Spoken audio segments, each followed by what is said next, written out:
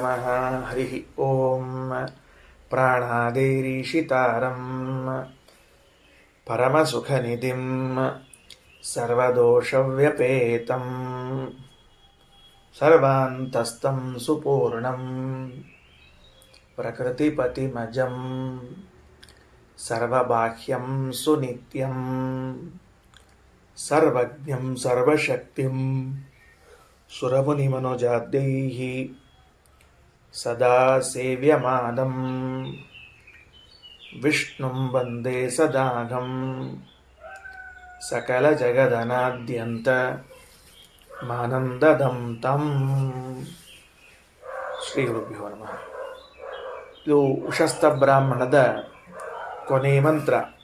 ಏನಂತಾರೆ ಉಶಸ್ತ ಬ್ರಾಹ್ಮಣದಲ್ಲಿ? ಮತ್ತು ಅವರು ಪ್ರಶ್ನೆ ಮಾಡ್ತಾರೆ, ನಿನ್ನೆ ದಿವಸ ಲಕ್ಷಣಗಳನ್ನು ಹೇಳಿ ಆಗಿತ್ತು. ಏನು ಲಕ್ಷಣಗಳನ್ನು ಹೇಳಿತ್ತು? ಪಂಚಪ್ರಾಣರ ಮೂಲಕವಾಗಿ ಭಗವಂತನು ಈ ಜಗತ್ತನ್ನು ನಡೆಸ್ತಾನೆ. ಪಂಚಪ್ರಾಣ ರೂಪದಲ್ಲಿರುವ, ಅಂದರೆ ಪ್ರಾಣಾಪಾನ ವ್ಯಾನೋದಾನ ಸಮಾನ ರೂಪದಲ್ಲಿರುವ ವಾಯುದೇವರನ್ನು ನೇಮಿಸುತ್ತಾನೆ. ಆ ವಾಯುದೇವರ ಮೂಲಕವಾಗಿ ಜಗತ್ತಿನಲ್ಲಿ ಅನೇಕ ಕಾರ್ಯಗಳನ್ನು ಮಾಡಿಸುತ್ತಾನೆ ಅಂತ ಹೇಳಿದರು. ಇದು ಭಗವಂತನ ಲಕ್ಷಣ. ಜೊತೆಗೆ ಅವರು ಹೇಳಿರುವಂಥ ಮಾತು, ತನ್ನನ್ನು ತಾನು ತಿಳಿದುಕೊಂಡಿದ್ದಾನೆ, ಇನ್ನೊಬ್ಬರನ್ನು ತಿಳಿದುಕೊಂಡಿದ್ದಾನೆ. ಇದು ಯಾವುದಕ್ಕೂ ಇನ್ನೊಬ್ಬರ ಅನುಗ್ರಹ ಬೇಕಾಗಿಲ್ಲ, ಪೂರ್ಣನಾಗಿದ್ದಾನೆ, ಸ್ವತಂತ್ರನಾಗಿದ್ದಾನೆ ಇತ್ಯಾದಿ ಲಕ್ಷಣಗಳನ್ನು ಹೇಳಿತ್ತು. ಈಗ ಇದರ ಮೇಲೆ ಮತ್ತೆ ಅವ್ರದ್ದೊಂದು ಪ್ರಶ್ನೆ. ಉಪನಿಷತ್ತು ನೋಡ್ರಿ. ಸಹೋವಾಚೋಷಸ್ತಶ್ಚಾಕ್ರಾಯಣಃ ಯಥಾ ವಿಬ್ರೂಯಾತ್ ಅಸೌ ಗೌಃ ಅಸೌ ಅಶ್ವಃ ಇತ್ಯೇವಮೇವ ಏತದ್ವ್ಯಪದಿಷ್ಟಂ ಭವತಿ. ಯದೇವ ಸಾಕ್ಷಾತ್ ಅಪರೋಕ್ಷಾತ್ ಬ್ರಹ್ಮ ಯಾತ್ಮ ಸರ್ವಾಂತರಃ ತಮೇವ ಮೇ ವ್ಯಾಚಕ್ಷ್ವ ಇತಿ.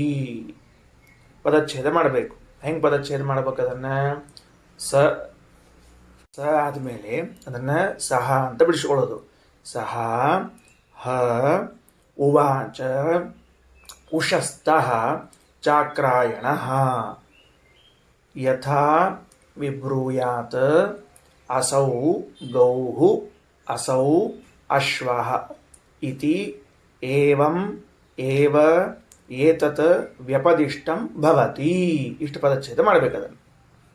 ಸಹ ಅಂದ್ರೆ ಆ ಉಶಸ್ತ ಚಾಕ್ರಾಯಣರು. ಸಹ ಉಶಸ್ತ ಚಾಕ್ರಾಯಣಃ, ಆ ಉಶಸ್ತ ಚಾಕ್ರಾಯಣರು ವಿಬ್ರು ಹೇಳಿದರು. ಏನಂತ ಹೇಳಿದರು? ಹೋವಾಚ ಹ ಉವಾಚ ಹೇಳಿದರು. ಅಲ್ಲ ಯಾಜ್ಞವಲ್ಕ್ಯರೇ, ನಿಮಗೆ ಭಗವಂತನ ಲಕ್ಷಣವನ್ನು ಹೇಳ್ರಿ ಅಂತಂದರೆ ಅದು ಸರ್ವಸಾಧಾರಣವಾದ ಲಕ್ಷಣವನ್ನು ಹೇಳಿಬಿಟ್ರಲ್ಲ. ಭಗವಂತನ ಲಕ್ಷಣ ಅಂದರೆ ಭಗವಂತನ ಮಾತ್ರ ಲಕ್ಷಣ ಆಗಿರಬೇಕದು. ಈಗ ಆಕಳಿನ ಲಕ್ಷಣ ಹೇಳ್ರಿ ಅಂತಂದ್ರೆ ಆಕಳಿಗೆ ಮಾತ್ರ ಹೊಂದುವ ಲಕ್ಷಣ ಆಗಬೇಕು. ಆಕಳಿಗೂ ಹೊಂದುವ, ಕುದುರೆಗೂ ಹೊಂದುವ, ಎಮ್ಮೆಗೂ ಹೊಂದುವ ಲಕ್ಷಣವನ್ನು ಹೇಳಿದರೆ ಅದು ಆಕಳಿನ ಲಕ್ಷಣ ಅಂತ ಕರೆಸಿಕೊಳ್ಳುವುದಿಲ್ಲ. ಈಗ ಬ್ರಾಹ್ಮಣನ ಲಕ್ಷಣ ಹೇಳ್ರಿ ಅಂತ ಕೇಳಿದರೆ, ಅಥವಾ ಕ್ಷತ್ರಿಯರ ಲಕ್ಷಣ ಹೇಳ್ರಿ ಅಂತ ಕೇಳಿದರೆ ಕ್ಷತ್ರಿಯನಿಗೆ ಮಾತ್ರ ಮೀಸಲಾಗಿರಬೇಕು. ಅದನ್ನು ಬಿಟ್ಟು ಎರಡು ಕಾಲಿರುವನು ಕ್ಷತ್ರಿಯ ಅಂತ ಯಾರಾದರೂ ಲಕ್ಷಣ ಹೇಳಿದರೆ ಏನಾಗ್ತದೆ ಹೇಳಿ ನೋಡಂತ? ಎರಡು ಕಾಲು ಬ್ರಾಹ್ಮಣನಿಗೂ ಅವ, ವೈಶ್ಯನಿಗೂ ಅವ, ಇತರರಿಗೂ ಅವ.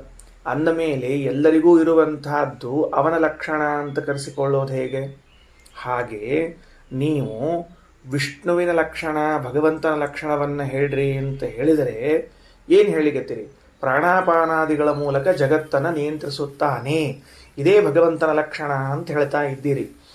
ಆ ಸಾಕ್ಷಾತ್ ಅಪರೋಕ್ಷ ಬ್ರಹ್ಮ ಆತ್ಮ ಅಂತನ್ನುವುದು ಉಶಸ್ತ ಚಾಕ್ರಾಯಣರೇ ಹೇಳಿದ ಲಕ್ಷಣ. ಅಲ್ಲಿ ಪ್ರಶ್ನೆ ಕೇಳ್ತಿಲ್ಲ ಅವರು. ಯಾಜ್ಞವಲ್ಕ್ಯರೇನು ಹೇಳ್ಯಾರ ಅಲ್ಲಿ ಪ್ರಶ್ನೆ ಕೇಳಿಗತ್ತಾರೆ. ರೀ, ನೀವು ಹೇಳಿದ್ದು ಪ್ರಾಣದೇವರ ಮೂಲಕ ಜಗತ್ತಿನ ನಿಯಂತ್ರಣವನ್ನು ಮಾಡುತ್ತಾನೆ ಎಂದದ್ದು ಇದು ಸರ್ವಸಾಧಾರಣ. ಅದಕ್ಕೊಂದು ದೃಷ್ಟಾಂತ ಕೊಡ್ತಾರೆ. ಉಪನಿಷತ್ತಿನ ವಾಕ್ಯ ನೋಡ್ರಿ. ಸಹ ಸಹ ಅನ್ನೋದು ಬೇರೆ, ಹ ಬೇರೆ.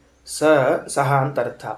ಹ ಪದಚ್ಛೇದ ಮಾಡಿಕೊಂಡ್ರಿ ಪ್ರಸಿದ್ಧಿ ಅಂತ ಅರ್ಥದ.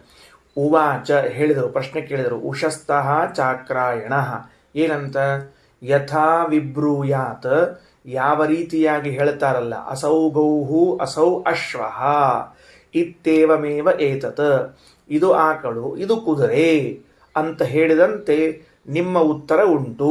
ಏತದ್ ವ್ಯಪದಿಷ್ಟಂ ಭವತಿ, ನೀವು ಹೇಳಿದ ಉತ್ತರ ಹೆಂಗದ ಅಂದ್ರೆ ಇದು ಕುದುರೆ ಇದು ಆಕಳ ಅಂತ ಹೇಳಿದಂತೆ ಅದ. ಏನ್ ಹಂಗಂದ್ರ ಇದು ಕುದುರೆ ಇದು ಆಕಳ ಅಂತ ಹೇಳಿದಂತೆ ಇದೆ ಅಂದ್ರೆ ಕುದುರೆ ಯಾವುದು ಅಂತ ಕೇಳಿದ್ರಂತೆ ಯಾರೋ ಒಬ್ಬರು ಯಾರಿಗೋ. ಕುದುರೆ ಯಾವುದಪ್ಪ, ಕುದುರೆ ಲಕ್ಷಣ ಏನು ಅಂತ ಕೇಳಿರಂತೆ. 4 ಕಾಲಿರೋದು ಕುದುರೆ ಅಂತ ಹೇಳಿದಂತ. ಇನ್ನೊಬ್ರು ಯಾರೋ ಕೇಳಿದ್ರಂತ ಆಕಳ ಯಾವುದು ಅಂತ ಕೇಳಿದ್ರಂತ. 4 ಕಾಲಿರುವುದು ಆಕಳ ಅಂತ ಹೇಳಿದ್ರಂತ. ಈ 4 ಕಾಲಿರುವಿಕೆ ಅಂತನ್ನೋದು ಆಕಳಿನ ಲಕ್ಷಣ ಅಂತ ಹೇಳುವುದಾದರೆ ಅದು ಕುದುರೆಯಲ್ಲೂ ಸಾಧಾರಣವಾಯಿತು.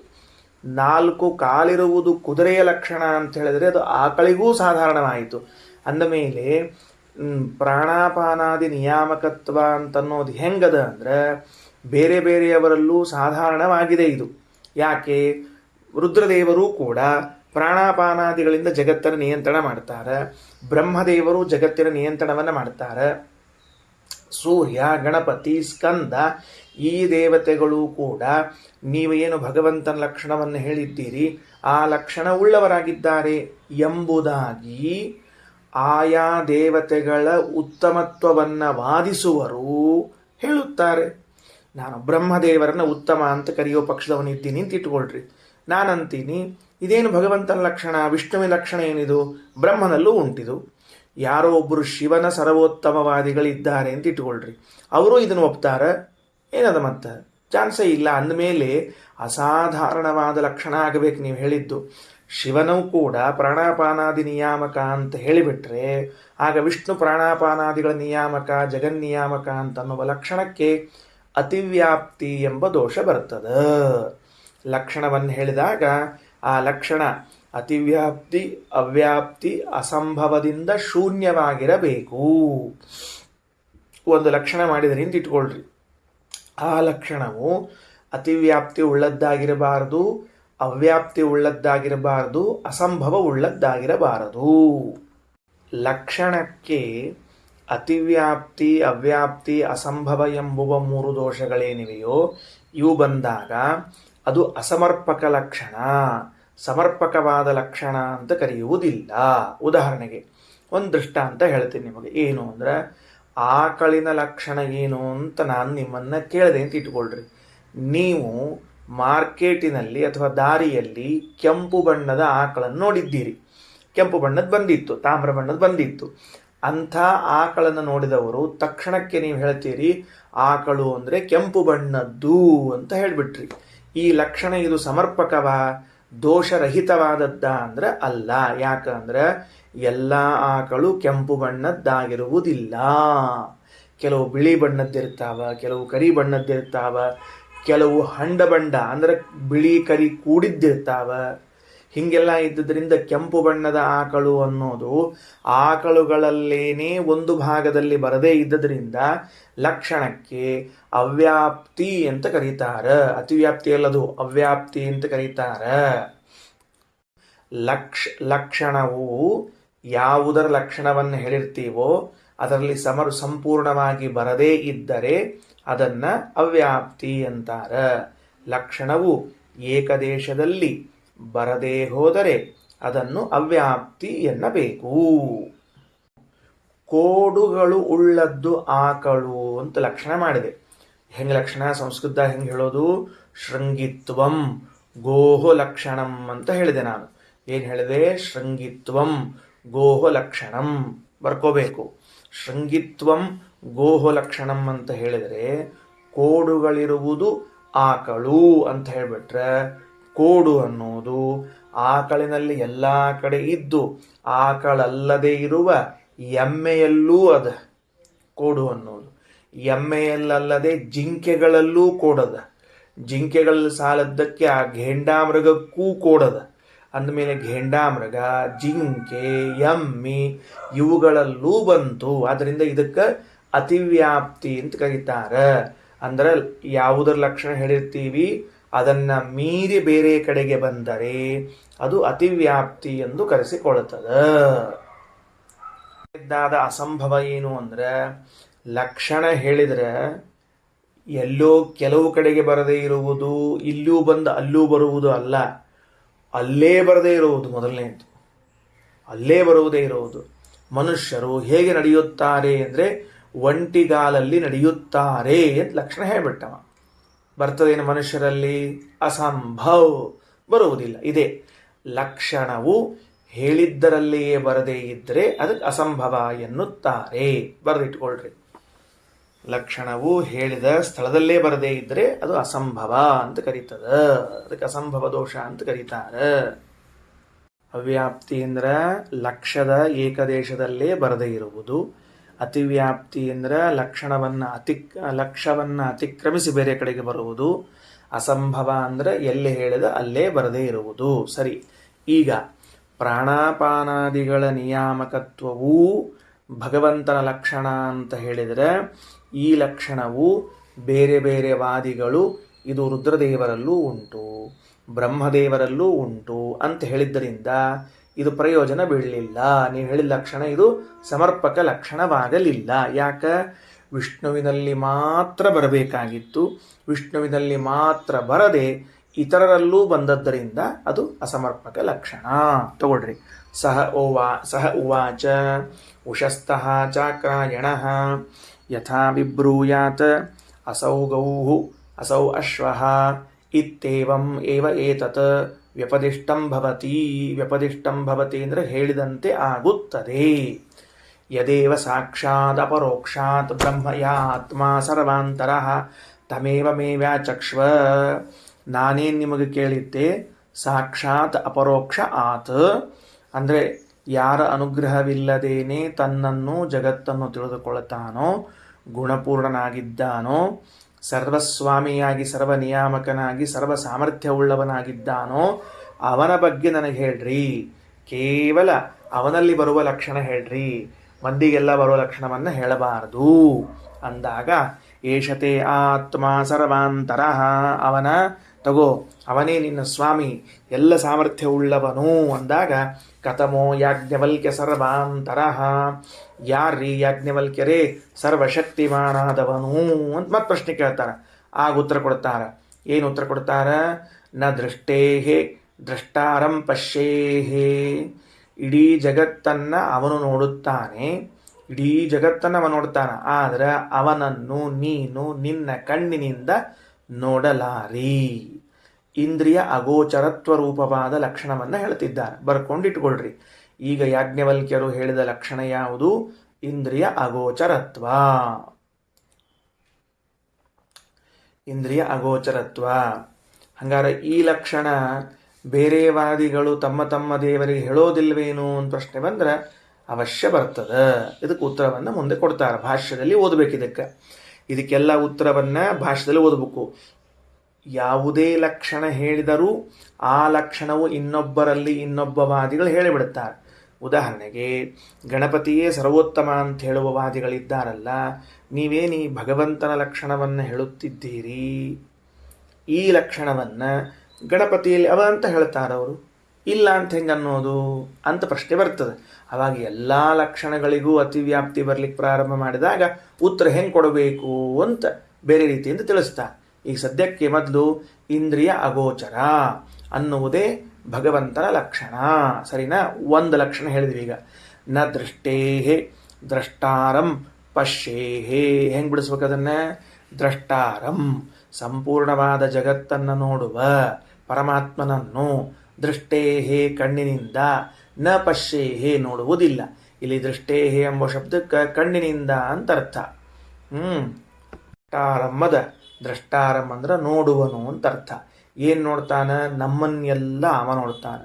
ಸರಿ, ನಾವು ಹಂಗೆ ಅವನನ್ನು ನೋಡಿ ಬಿಡೋಣ ಅಂದ್ರೆ ದೃಷ್ಟೇಹೇ ನ ಪಶ್ಯೇ, ಕಣ್ಣಿನಿಂದ ನೀನು ಅವನನ್ನು ನೋಡಲಾರಿ. ಈಗ ನೀವು ನನ್ನನ್ನು ನೋಡುತ್ತಿದ್ದೀರಿ, ಹಾಗೆ ನಾನು ನಿಮ್ಮನ್ನು ನೋಡುತ್ತಿದ್ದೇನೆ. ಭಗವಂತ ನಮ್ಮನ್ನು ನೋಡುತ್ತಿದ್ದಾನೆ, ಹಾಗೆಯೇ ನಾವು ಭಗವಂತನನ್ನು ನೋಡೋಣ ಅಂತಂದರೆ ಆಗುವುದಿಲ್ಲ. ಇದು ಇಂದ್ರಿಯ ಅಗೋಚರತ್ವ. ಅದನ್ನು ಹೇಳ್ತಾ ಇದ್ದಾರೆ ಮುಂದೆ. ನ ಶ್ರುತೇಹೇ ಶ್ರೋತಾರಂ ಶೃಣುಯಾಹ. ಶ್ರೋತಾರಂ ಎಲ್ಲವನ್ನ ಕೇಳಿಸಿಕೊಳ್ಳುತ್ತಾನೆ. ದೇವರು ಇದನ್ನು ಕೇಳಿಸ್ಕೊಳ್ಳಿಲ್ಲ ನೋಡ್ರಿ, ಅದನ್ನೊಂದು ಕೇಳಿಸ್ಕೊಂಡ ಅಂತಿಲ್ಲ. ನಾವು ಬೇಕಾದ್ರೆ ಕೇಳಿಸಿಕೊಳ್ಳುವಾಗಲೇನೆ ಮೊದಲನೇ ಶಬ್ದ ಎರಡನೇ ಶಬ್ದ ಬಂದು ಕೂಡಲೇ ಅದರ ಹಿಂದೆ ಬೆನ್ನತ್ತಿಕೊಂಡು ಹೋಗಿ ನಾಲ್ಕನೇ ಐದನೇ ಶಬ್ದಗಳನ್ನು ಕೇಳಿಸಿಕೊಳ್ಳದೆ ಉಳಿಬಹುದು.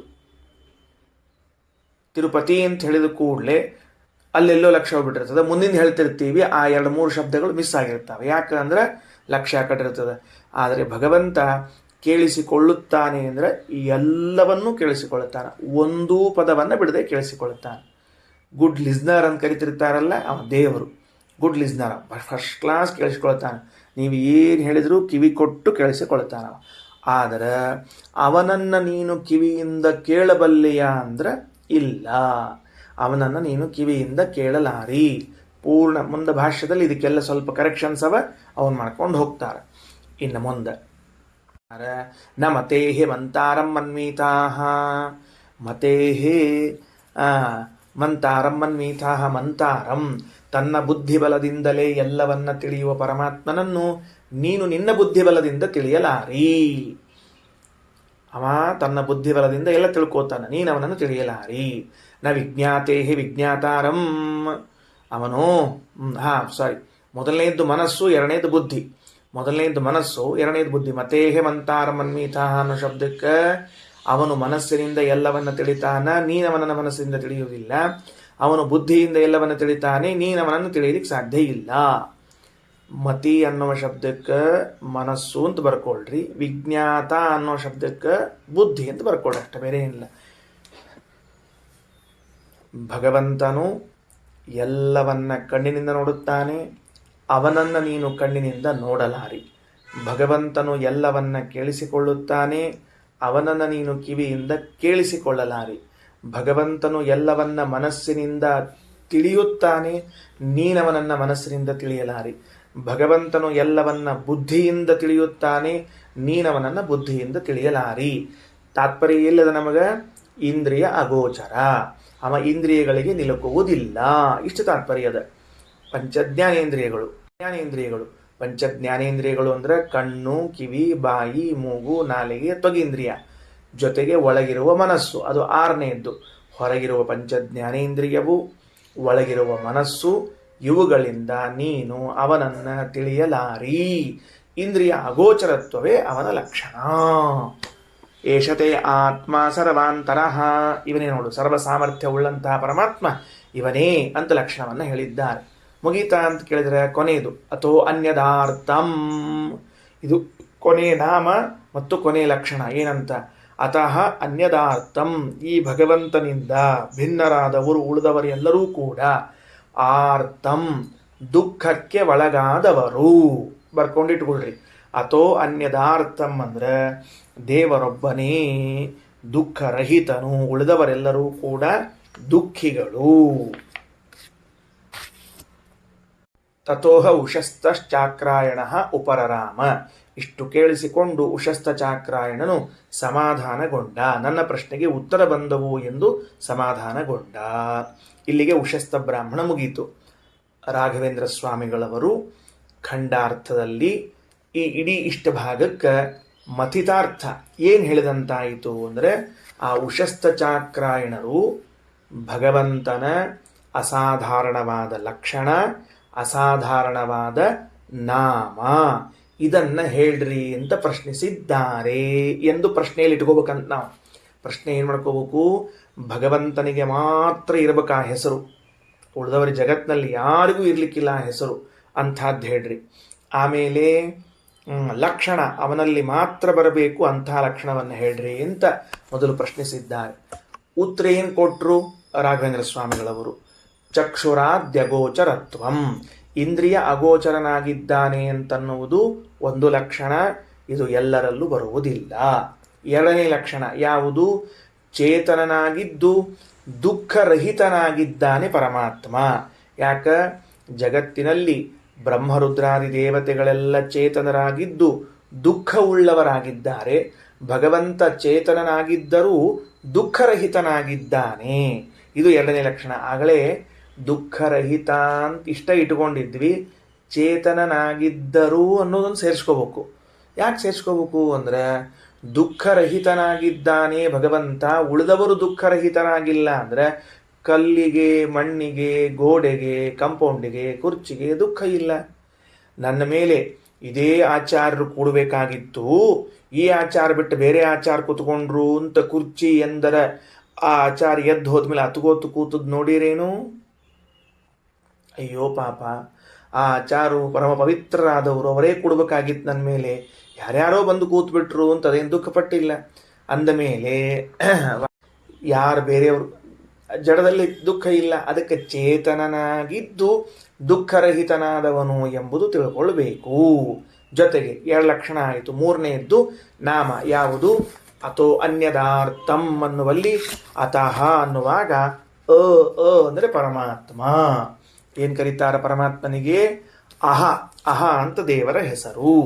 ಅದಕ್ಕೆ ರಘುತ್ತಮ ಸ್ವಾಮಿಗಳವರು ತಮ್ಮ ಭಾಷ್ಯದ ವ್ಯಾಖ್ಯಾನದಲ್ಲಿ ಹೇಳುತ್ತಾರೆ. ಯಾವುದನ್ನು ಹೇಳ್ಯಾರ?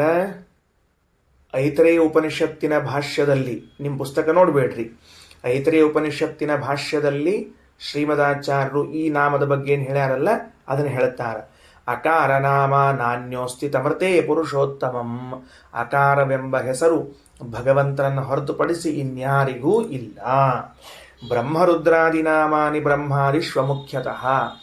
ಬ್ರಹ್ಮ, ರುದ್ರ, ಇಂದ್ರ ಎಂಬ ನಾಮಗಳು ಬ್ರಹ್ಮಾದಿಗಳಲ್ಲೇನವ ಅಮುಖ್ಯವಾಗ್ಯವ, ಮುಖ್ಯವಾಗಿ ಭಗವಂತನಲ್ಲವ. ವರ್ತಂತೆ ನತು ಅಕಾರ. ಅಕಾರ ಎಂಬುವುದು ಮಾತ್ರ ಯಾರಲ್ಲೂ ಅಮುಖ್ಯವಾಗಿಯೂ ಇಲ್ಲ. ಈಗ ಬ್ರಹ್ಮ ಎಂಬ ಹೆಸರು ಪರಮಾತ್ಮನದ್ದದ, ರುದ್ರ ಎಂಬ ಹೆಸರು ಭಗವಂತನದ್ದದ.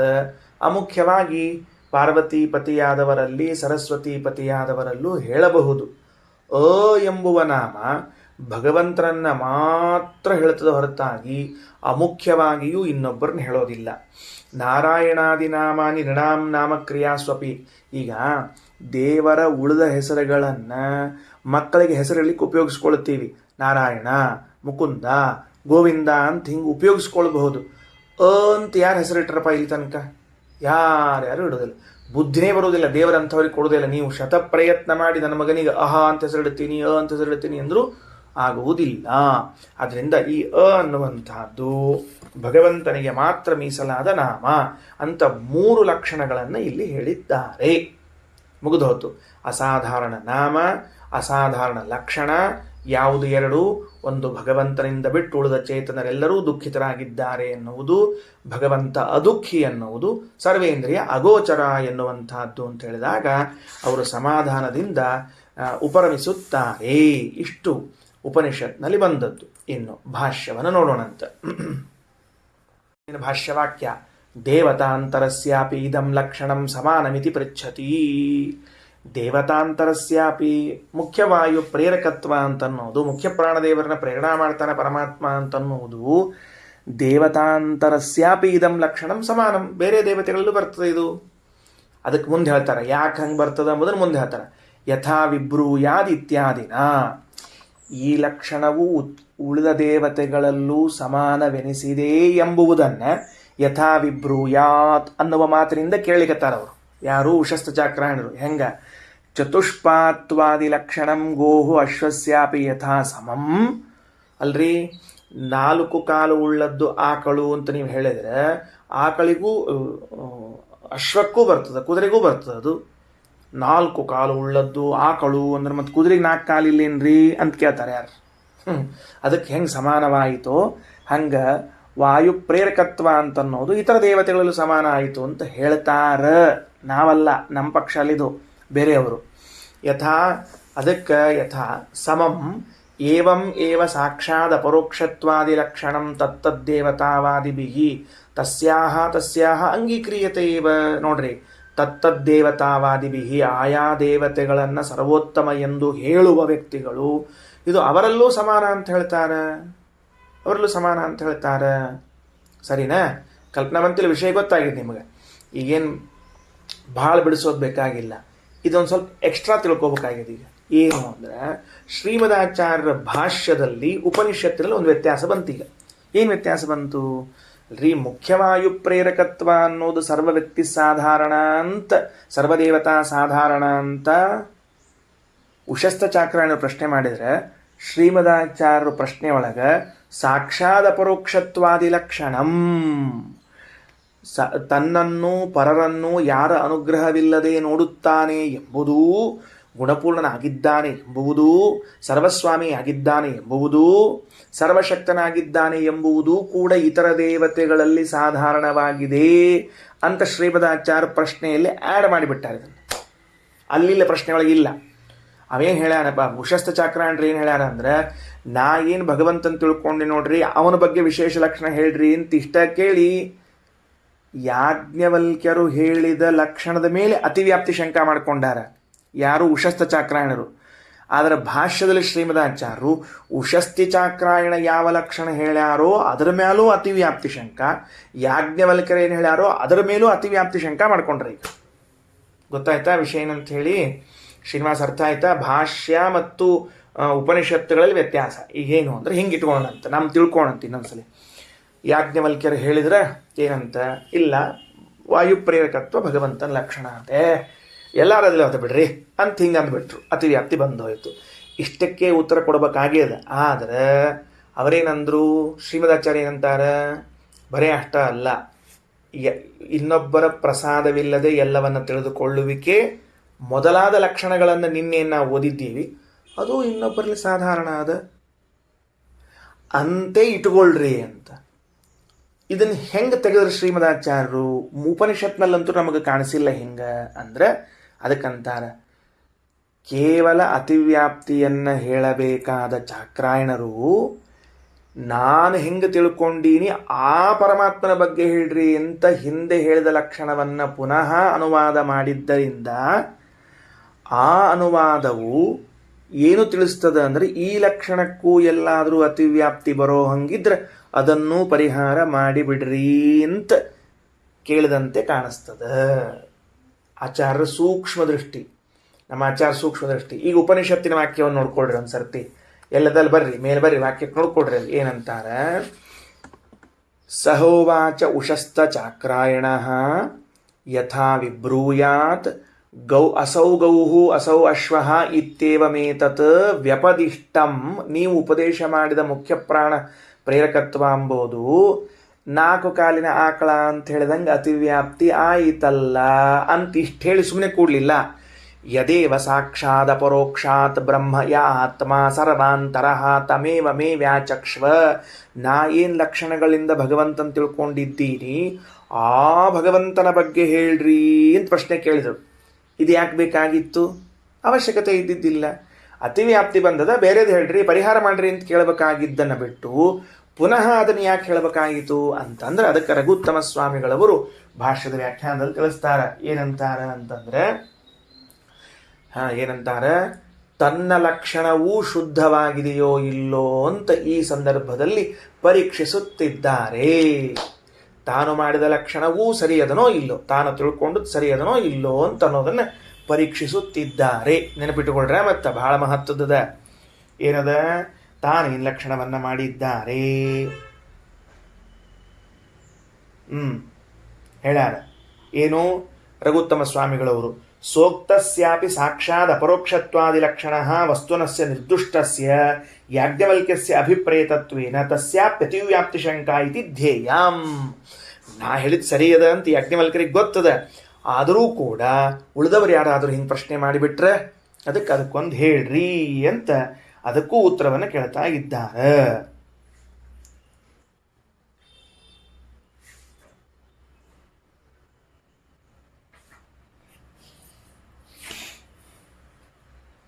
ಸರಿ, ಮುಂದೆ ಅರ್ಥ ಆಯ್ತಾ? ಈಗ ಅದನ್ನು ಪ್ರಶ್ನೆ ಕೇಳ್ಯಾರ ಎಂಬುದನ್ನ. Okay, right.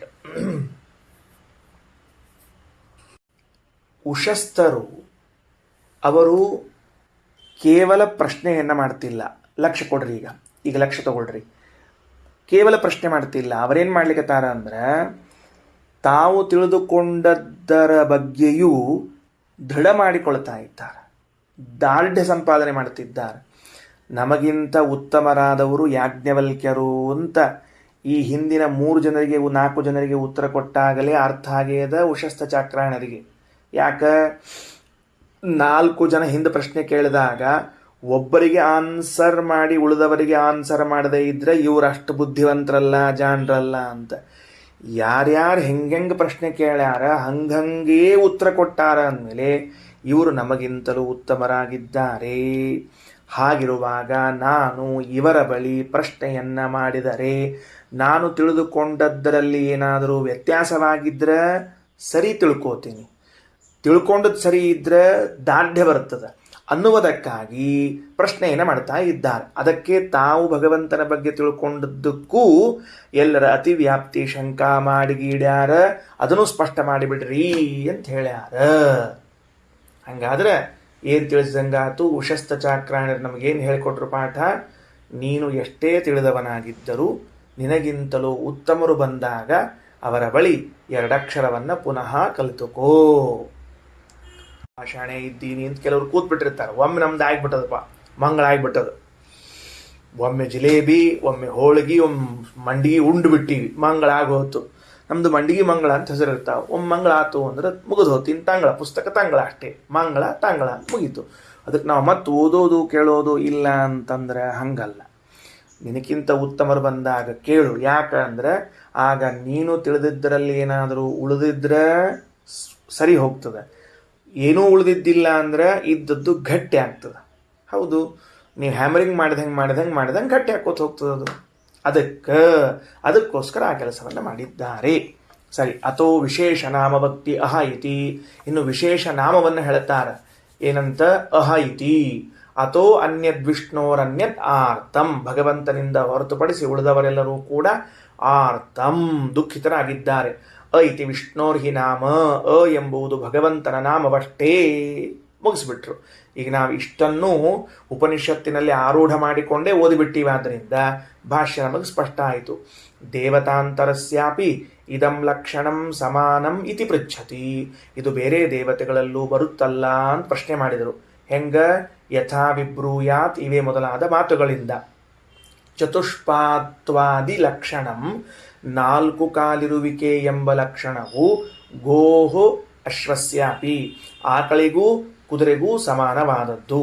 ಯಥಾ ಸಮಂ ಏವಮೇವ ಸಾಕ್ಷಾತ್ ಅಪರೋಕ್ಷತ್ವಾದಿ ಲಕ್ಷಣಂ, ಯಾವ ರೀತಿಯಾಗಿ ಸಮಾನವೋ ಅದೇ ರೀತಿಯಾಗಿ ಸಾಕ್ಷಾತ್ ಅಪರೋಕ್ಷತ್ವವೂ ಕೂಡ ತತ್ತದ್ದೇವತಾವಾದಿಭಿ, ಆಯಾ ದೇವತೆಗಳ ಸರ್ವೋತ್ತಮತ್ವವನ್ನು ಹೇಳುವ ಜನರಿಂದ ತಸ್ಯಾಹ ಅಂಗೀಕ್ರಿಯತೇವ, ಅವರವರಿಗೆ ಒಪ್ತಾರ.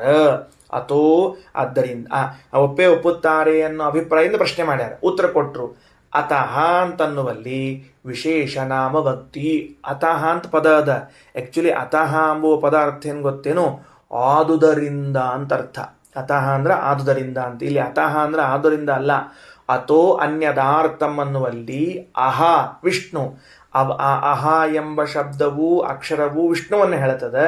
ಅದರ ಪಂಚಮ್ಯಂತವಾದ ತಸಿಲ್ ಪ್ರತ್ಯಯಾಂತವಾದ ಶಬ್ದ ಅತಃ, ಆ ವಿಷ್ಣುವಿನ ದೆಸೆಯಿಂದ ಅನ್ಯತ್ ಭಿನ್ನರಾದವರೆಲ್ಲರೂ ದುಃಖಿಗಳು.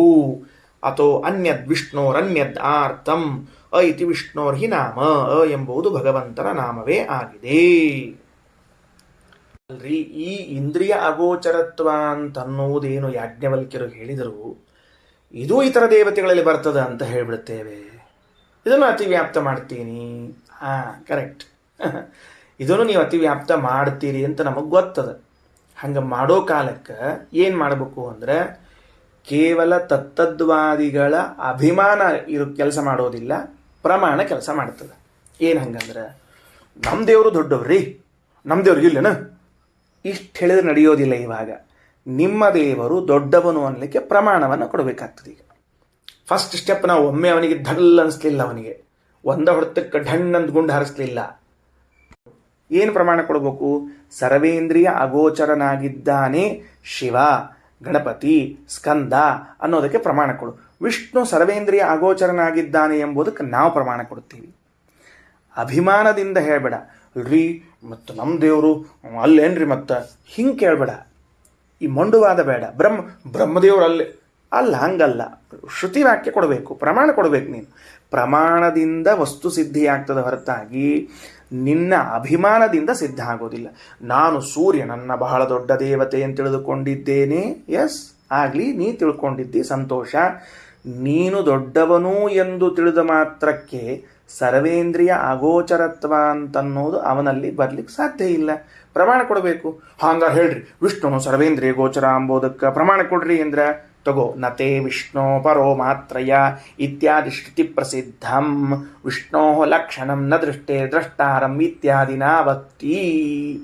ನತೆ ವಿಷ್ಣೋ ಜಾಯಮಾನೋ ನ ಜಾತಃ ದೇವಮಹಿಮ್ನಃ ಪರಮಂತಮಾಪ ಪರೋ ಮಾತ್ರಯ ತನ್ವಾ ಪ್ರಧಾನಃ ನತೆ ಮಹಿತ್ವಂ ಅನ್ವಷ್ಣುವಂತಿ ಎಂಬ 2 ಶ್ರುತಿಗಳನ್ನು ಕೊಡ್ತಾರೆ. ಹೆಂಗ? ಸ್ಪಷ್ಟವಾಗಿ ವಿಷ್ಣು ಶಬ್ದದಿಂದ ಕೂಡಿದ ಶ್ರುತಿ, ವಿಷ್ಣು ಶಬ್ದ ಇಲ್ಲದ ಶ್ರುತಿ ಅಲ್ಲ. ನತೆ ವಿಷ್ಣು ಜಾಯಮಾನೋ ನ ಜಾತಃ ದೇವಮಹಿಮ್ನಃ ಪರಮಂತಮಾಪ ಪರೋ ಮಾತ್ರಯ ತನ್ವಾ ಪ್ರಧಾನಃ ನತೆ ಮಹಿತ್ವಂ. ಇದು ಎರಡೂ ಕೂಡಿ ಒಂದು ಶ್ರುತಿ. ಅದು ಆ ಶ್ರುತಿಯಲ್ಲಿ ಏನು ಉದಾಹರಣೆ ಮಾಡ್ಯಾರ ಅಂದ್ರೆ, ಆ ಶ್ರುತಿ ಅರ್ಥವನ್ನು ನಾಡ್ದು ತಗೋತೀನಿ ಮುಂದೆ ಪಾಠದಾಗ. ಏನು ಹೇಳ್ಯಾರ ಅಂತಂದ್ರೆ, ಭಗವಂತನು ಸರ್ವ ಇಂದ್ರಿಯ ಅಗೋಚರನಾಗಿದ್ದಾನೆ. ಅಷ್ಟೇ ಅಲ್ಲ, ಇತರ ದೇವತೆಗಳಲ್ಲಿ ಈ ಮಹಿಮಾ ಇಲ್ಲ. ಎರಡನ್ನು ಹೇಳುವ ಒಂದು ಮಂತ್ರವನ್ನು ಕೊಡ್ತಾರೆ ಶ್ರೀಮದಾಚಾರ್ಯ. ಸರ್ವೇಂದ್ರಿಯ ಅಗೋಚರನಾಗಿದ್ದಾನೆ ಭಗವಂತನು, ಜೊತೆಗೆ ಸರ್ವೇಂದ್ರಿಯ ಅಗೋಚರತ್ವ ಅನ್ನುವುದು ಇತರರಲ್ಲಿ ಇಲ್ಲ. ಎರಡನ್ನೂ ತಿಳಿಸುವಂತಹ ಶ್ರುತಿವಾಕ್ಯವನ್ನು ನಾವು ಉದಾಹರಣೆ ಮಾಡ್ತೀವಿ. ನೀನು ಈ ತರಹದ ಶ್ರುತಿವಾಕ್ಯವನ್ನು ಉದಾಹರಣೆ ಮಾಡು, ಆವಾಗ ಅದು ಲಕ್ಷಣ ಅತಿವ್ಯಾಪ್ತವಾಯಿತೋ ಆಗಲಿಲ್ವೋ ಅಂತ ನೋಡ್ತೇವೆ. ಆದ್ದರಿಂದ ಯಾವ ಇಂದ್ರಿಯಗಳಿಗೂ ನಿಲುಕದವನು ಭಗವಂತ ಎಂಬ ಲಕ್ಷಣವು ಇನ್ನಿತರ ದೇವತೆಗಳಲ್ಲಿ ಬರುವುದಿಲ್ಲವಾದದ್ದರಿಂದ ಅದು ಅತಿವ್ಯಾಪ್ತವಾಗಲಿಲ್ಲ.